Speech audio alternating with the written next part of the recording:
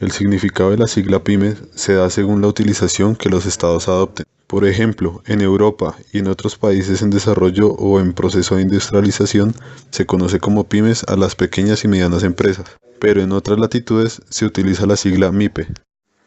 Están determinadas en muchos casos por el número de trabajadores y o monto de ventas anuales o activos de la empresa. Las pymes se definen como aquellas unidades económicas que son operadas por una persona natural o jurídica bajo cualquier forma de organización o gestión empresarial que desarrolla actividades de extracción, transformación, producción y comercialización de bienes. Una de las características más importantes de las pymes es que tienen capacidad de adecuarse a los cambios que le demanda el mercado, requieren poca inversión para generar un puesto de trabajo. Las pymes cumplen un papel relevante, pues ellas generan el 81% de empleo. El buen momento de la economía hoy se refleja en todas las unidades producidas. En principio, las pymes tuvieron un origen de dos tipos. La primera, en la que se puede distinguir correctamente una organización y una estructura donde existe una gestión empresarial y el trabajo remunerado. La segunda, es que tuvieron un origen familiar caracterizadas por una gestión que solo se preocupó por su supervivencia sin prestar demasiada atención a temas como el costo de oportunidad del capital o la inversión, aunque con algunas limitaciones en materia de equipamiento, organización, escala, capacitación e información. Estas limitaciones fueron adquiriendo un aspecto lo suficientemente negativo como para afectar tanto la productividad como la calidad de estas empresas, alejándolas de los niveles internacionales y provocando que las mismas durante los 70s se preocuparan únicamente por su supervivencia, lo cual las metió en una profunda crisis que continuó en la década de los 80, década la cual significó la segunda etapa en la historia de la evolución de las pymes. Por el contrario, los cambios que vienen sucediendo desde 1999 en lo que a materia de financiamiento externo y estabilidad económica interna se refiere, indican el comienzo de una nueva etapa para las pymes. Frente a las grandes transformaciones económicas, las pymes hicieron cambios para frenar la caída de su rentabilidad y hacerse competitivas. Algunos cambios fueron la incorporación de nuevas tecnologías, racionalización del empleo y búsqueda de nuevos mercados. Los 80s marcaron una nueva etapa para las pymes, la cual permitió el surgimiento de las mismas y la revalorización de su rol dentro del proceso de crecimiento económico.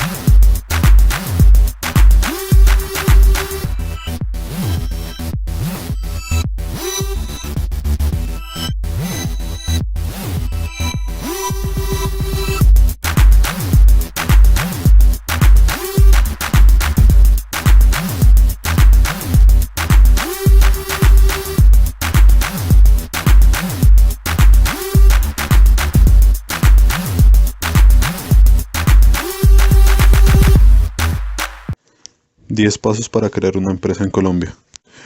Primero, consulte que sea posible registrar el nombre de su compañía, es decir, que ninguna otra lo tenga. Segundo, prepare, redacte y suscriba los estatutos de la compañía. Estos son el contrato que regulará la relación entre los socios y la sociedad. Tercero, tramitar el pre-RUT antes de proceder al registro. Para esto es necesario presentar estatutos, formularios diligenciados, la cédula del representante legal y de su suplente. Cuarto, inscripción en el registro. Esto se llevará a cabo en la Cámara de Comercio, por medio de un estudio de legalidad de estatutos. Se debe tener en cuenta que es necesario cancelar el impuesto de registro, el cual tiene un valor del 0,7% del monto del capital asignado. Quinto, ya con la empresa registrada y el pre-RUT, se procede a abrir una cuenta bancaria. Sin la certificación de la apertura de la cuenta, la DIAN no procederá a registrar el RUT como definitivo. Sexto, con el certificado bancario se debe tramitar en la DIAN el RUT definitivo.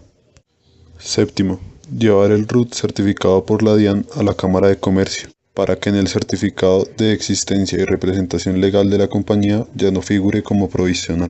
Octavo, en la DIAN se debe solicitar una resolución de facturación. Sin facturas no es posible contratar. Noveno, se debe solicitar la inscripción de libros en la Cámara de Comercio. Estos libros son libro de actas y libro de accionistas. Décimo, se debe registrar la empresa en el sistema de seguridad social para poder contratar empleados.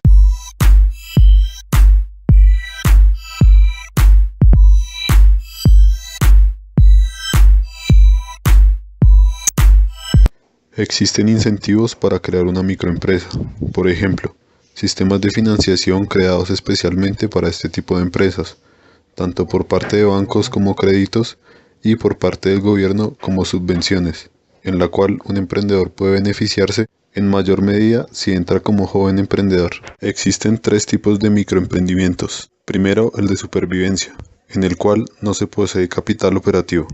Segundo, el de expansión, en el cual generan excedentes que permiten mantener la producción pero no permiten crecimiento.